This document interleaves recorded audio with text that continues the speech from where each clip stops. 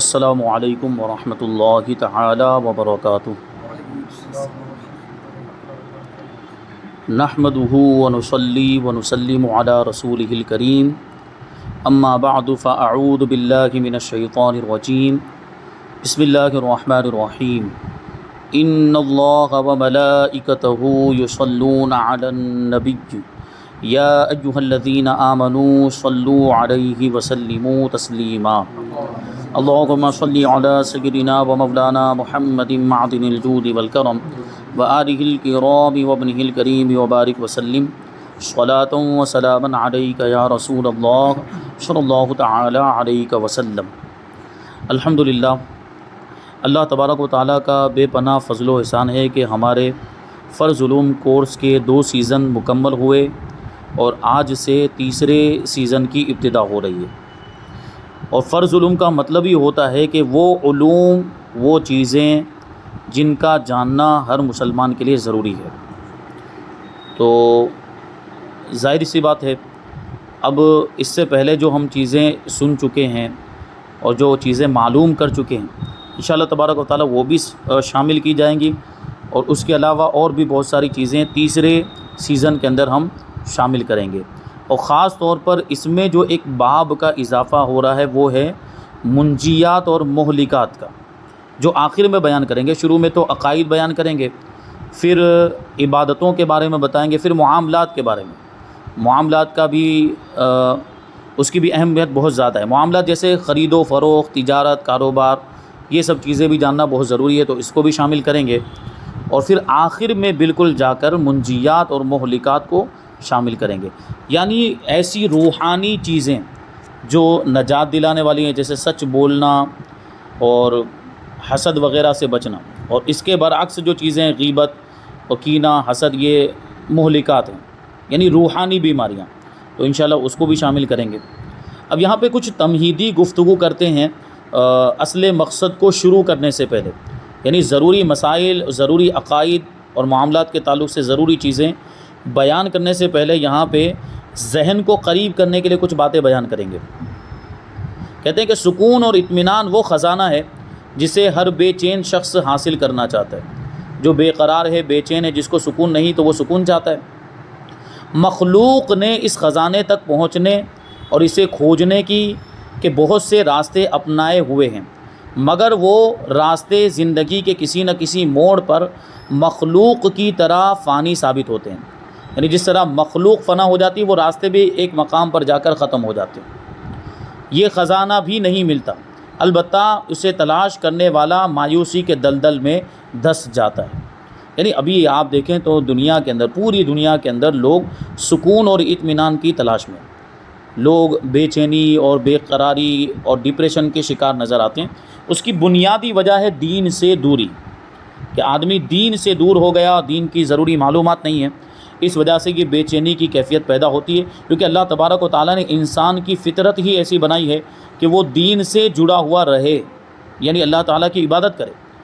انسان کو اور جنات کو اللہ تبارک و تعالیٰ نے اپنی عبادت کے لیے پیدا کیا، اور جب انسان اللہ تعالیٰ کی عبادت نہیں کرے گا تو بے چینی تو ہونے والی ہے، بے قراری تو ہونے والی ہے۔ سکون ختم ہو جاتا ہے جب بندہ اللہ کی عبادت نہیں کرتا۔ اور خاص طور پر باہر کے ممالک میں، ویسٹرن کنٹریز میں، یہ ڈپریشن وغیرہ کی بیماریاں اور خودکشی کے واقعات بہت زیادہ پیش آ رہے ہیں۔ اس کی بنیادی وجہ یہ ہے کہ وہ مذہب سے بیزار ہو گئے۔ وہاں پر لوگ بہت سی کثیر تعداد میں ایسے لوگ ملیں گے آپ کو جو کسی بھی مذہب کے ماننے والے نہیں، یعنی وہ کہتے ہیں ہمارا کسی بھی مذہب سے تعلق نہیں ہے، ہم مذہب سے بیزار، ہم سیکولر، ہم لا مذہب ہیں۔ اور ان کی زندگی سب سے زیادہ ڈپریشن میں وہ لوگ مبتلا نظر آئیں گے، اور بے چینی اور بے قراری کے شکار، کیونکہ انسان مذہب سے بیزار ہو ہی نہیں سکتا، کیونکہ وہ اس کی زندگی کی بنیادی ضرورت ہے مذہب۔ اب یہ الگ بات ہے کہ کچھ مذہب جو ہوتے ہیں وہ غلط ہیں، بہت سارے، بلکہ سارے مذہب اسلام کے علاوہ جتنے بھی ہیں وہ غلط ہیں، اسلام مذہب ہی سچا مذہب ہے۔ یہ تو وجہ ہے کہ جب سکون ڈھونڈنے کے لیے جب نکلتے ہیں بے چین اور بے قرار ڈپریشن کے شکار لوگ، تو دوسرے مذاہب میں تلاش کرتے ہیں لیکن ان کو سکون نہیں ملتا، اور اسلام کی طرف آتے ہیں تو سکون ملتا ہے۔ اور اسی وجہ سے، یہی بنیادی وجہ ہے مغربی ممالک میں اسلام جو پھیل رہا ہے اس کی، کہ وہ پہلے دوسرے مذاہب کے اندر سکون تلاش کرتے ہیں اور انہیں نہیں ملتا، اسلام کی طرف آتے ہیں تو اسلام میں انہیں سکون کی دولت میسر آ جاتی ہے اور پھر وہ اسلام کے دامن سے وابستہ ہو جاتے ہیں۔ اللہ تعالیٰ نے سکون و اطمینان تک پہنچنے کا سیدھا راستہ دین اسلام عطا فرمایا ہے۔ اسلام میں دینی، دنیاوی، اخروی، اخلاقی، ظاہری، باطنی، گھریلو، خاندانی، معاشرتی اور معاشی بلکہ ہر اعتبار سے زندگی کے تمام شعبہ جات سے وابستہ افراد کے لیے بہترین اصول و ضوابط اور شاندار ہدایات موجود ہیں۔ یعنی کیا مطلب ہوا کہ زندگی کے ہر میدان کے لیے اور زندگی کے تمام شعبہ جات کے لیے، چاہے وہ شعبہ کسی بھی چیز سے تعلق رکھتا ہو، دین، دنیا، آخرت، اخلاق، ظاہر باطن، گھر سے تعلق رکھتا ہو یا خاندان سے تعلق رکھتا ہو یا معاشرے سے سوسائٹی سے تعلق رکھتا ہو، ہر چیز کے بارے میں اسلام نے اصول اور قوانین ہم کو عطا کیے ہیں۔ اور اسلام کسی بھی میدان میں زندگی کے کسی بھی موڑ پر ہم کو آزاد نہیں چھوڑتا، بے یار و مددگار نہیں چھوڑتا۔ یعنی اسلام ہر موڑ پر ہماری رہنمائی کرتا ہے، یہ بتاتا ہے کہ کہاں پر ہمیں کیا کرنا ہے، کیا نہیں کرنا ہے، ہر چیز کے تعلق سے رہنمائی موجود ہے۔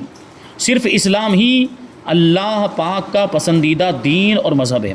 چنانچہ پارہ 6 سورہ مائدہ کی آیت نمبر 3 میں اللہ تبارک و تعالیٰ کا فرمان ہے، الیوم اکملت لکم دینکم واتممت علیکم نعمتی ورضیت لکم الاسلام دینا، کہ آج میں نے تمہارے لیے تمہارا دین کامل کر دیا، یعنی دین کو مکمل کر دیا اور تم پر اپنی نعمت پوری کر دی اور تمہارے لیے اسلام کو دین پسند کر لیا۔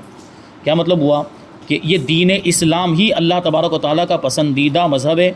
اب اگر کوئی چاہے کہ دوسرے مذہب کو اختیار کرے تو اس کو اس کی اجازت نہیں۔ اب اگرچہ وہ کوئی آسمانی مذہب ہی کیوں نہ ہو، اب اگرچہ حضرت موسیٰ علیہ السلام کے ماننے کا دعویٰ کوئی کرے یا حضرت عیسیٰ علیہ السلام کو ماننے کا دعویٰ کرے یا کہے کہ ہم تو حضرت موسیٰ کی شریعت پر عمل کر رہے ہیں یا حضرت عیسیٰ کی شریعت پر عمل کر رہے ہیں، حضور پاک صلی اللہ علیہ وسلم کے دنیا میں تشریف لانے کے بعد، شریعت مصطفیٰ کے آ جانے کے بعد، دین اسلام کے آ جانے کے بعد اب کسی بھی دوسرے دین، کسی بھی دوسرے مذہب اور کسی بھی دوسری شریعت پر عمل کرنے کی اجازت نہیں۔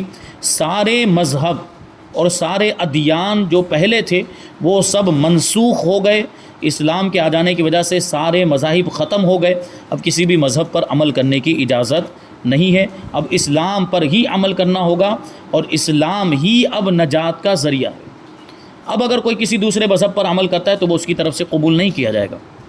اسی طرح پارہ نمبر 3 سورہ آل عمران آیت نمبر 19 میں اللہ تبارک و تعالیٰ نے ارشاد فرمایا، ان الدین عند اللہ الاسلام، کہ بے شک اللہ کے یہاں اسلام ہی دین ہے، یعنی اللہ کا پسندیدہ دین اور مذہب اسلام ہے۔ ان آیات کریمہ سے معلوم ہوتا ہے کہ دین اسلام ہی وہ واحد مذہب ہے جس میں دنیا اور آخرت کی بھلائیاں پوشیدہ ہیں، اور حقیقی قلبی سکون بھی اسی مذہب حق کی قبولیت میں ہے، یعنی دل کا سکون اور اطمینان مذہب اسلام کو قبول کرنے میں ہی ہے۔ انسان کی بے چینی اور بے اطمینانی کا بڑا بنیادی سبب لا علمی ہے، یعنی معلومات نہ ہونا ہے، جہالت ہے، یعنی معلومات نہیں ہوتی، جہالت ہوتی، اس کی وجہ سے آدمی صحیح طور پر عمل نہیں کرتا۔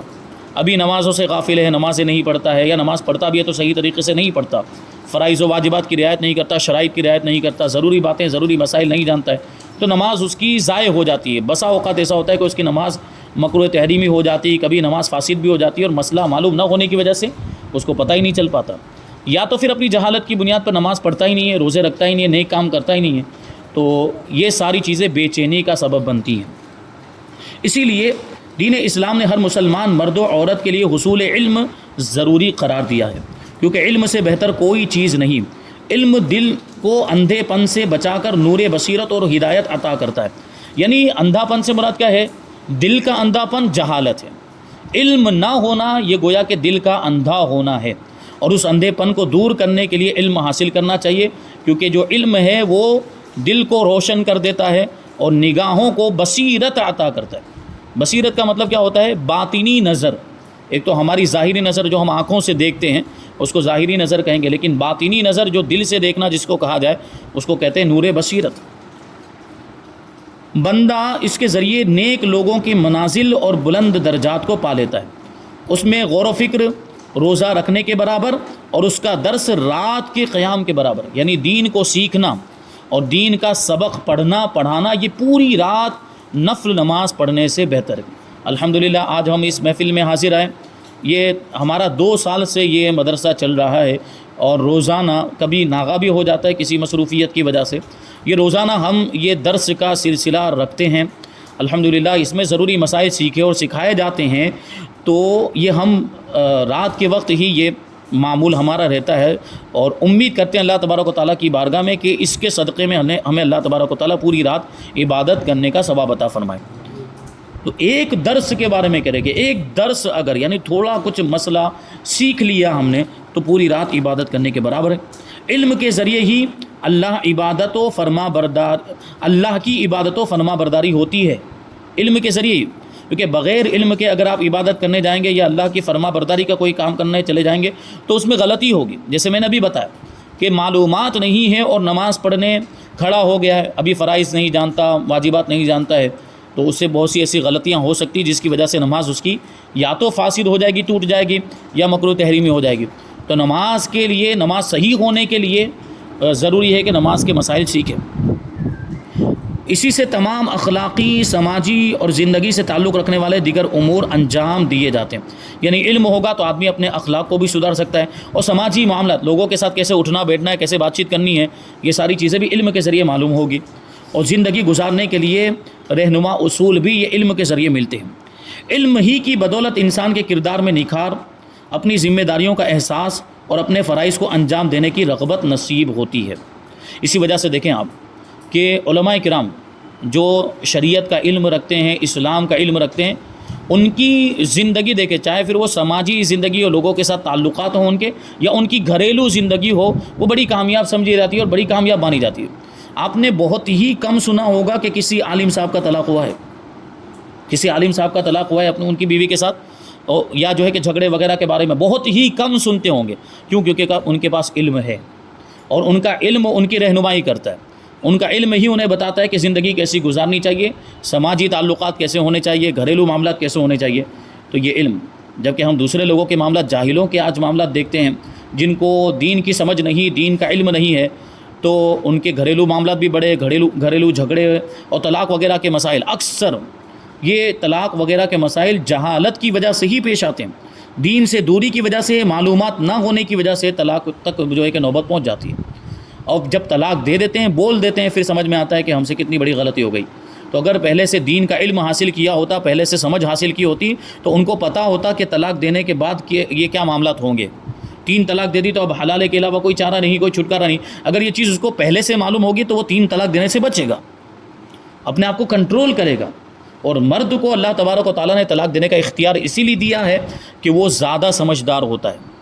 تو وہ اپنی سمجھداری کا استعمال کریں اور اپنے آپ پر کنٹرول کریں. کیونکہ جو عورت ہے وہ تو ناقصات العقل میں سے ہے، اس کی عقل کم ہے، تو وہ تو آپ کو ابھارے گی، برانگیختہ کرے گی اور آپ کو جو ہے کہ اور زیادہ جو ہے کہ غصہ دلانے کی کوشش کرے گی. لیکن کنٹرول آپ کو کرنا ہے. بہرحال یہ ساری چیزیں یہ کب ہو سکتی ہیں؟ جب آپ علم حاصل کریں گے.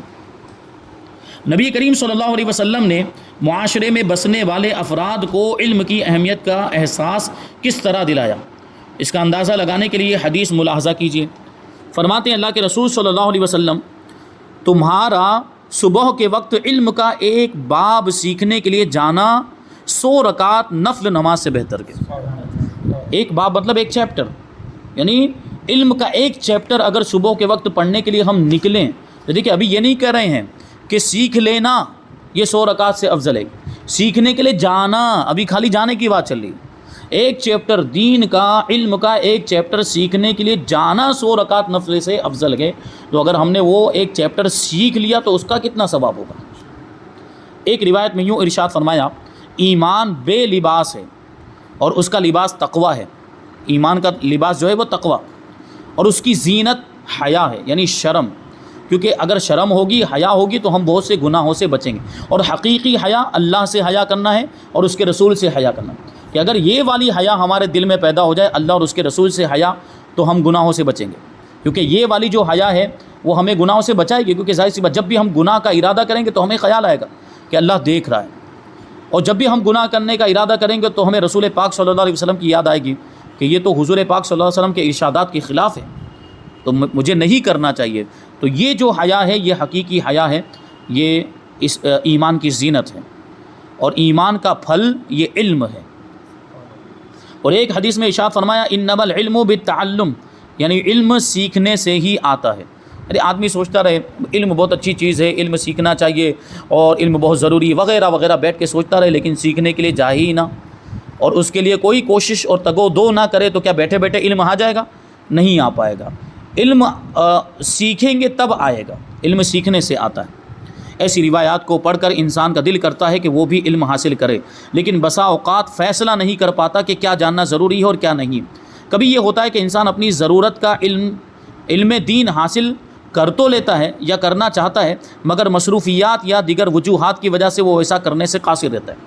یعنی آدمی کے اندر شوق ہے، لگن ہے کہ مجھے دین کی سمجھ حاصل کرنی چاہیے، دین کا علم حاصل کرنا چاہیے، اور ضرورت جتنا علم حاصل کرنا چاہیے، لیکن اپنی مصروفیات کی وجہ سے جیسے کاروبار وغیرہ، اہل و عیال کی ضرورتوں کو پورا کرنا، یہ سارے معاملات ہوتے ہیں، اور دوسری بھی بہت ساری چیزیں ہیں۔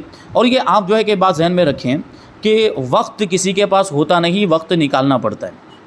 آپ سوچیں کہ بھائی میرے پاس تو ٹائم ہی نہیں، میں تو بہت مصروف ہوں، میں تو بہت بزی ہوں، مجھ سے نہیں ہو پائے گا، میں مدرسے میں حاضر نہیں ہو پاؤں گا، میں علم حاصل نہیں کر پاؤں گا، تو اگر ایسا سوچتے رہے گا تو پھر کبھی بھی نہیں حاصل کر پائیں گے۔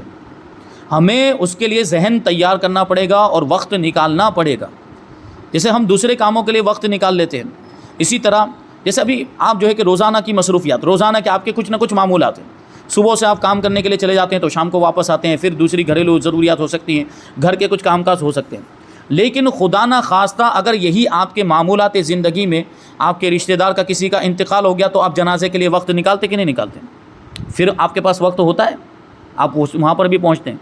یا اسی طرح کوئی شادی بیاہ کا معاملہ آ جائے، کوئی تقریب آ جائے تو اس کے لیے وقت نکل جاتا ہے۔ پھر کیا مطلب ہوا کہ وقت ہوتا نہیں، وقت نکالنا پڑتا ہے۔ اگر ہم چاہیں تو دین کے لیے بھی وقت نکال سکتے ہیں، کیونکہ روزانہ رات کا جو وقت ہے، عشاء کے بعد کا تھوڑا سا وقت نکال کر یہاں پہ تشریف لائیں تو انشاءاللہ یہ ضروری معلومات آپ کو حاصل ہوگی۔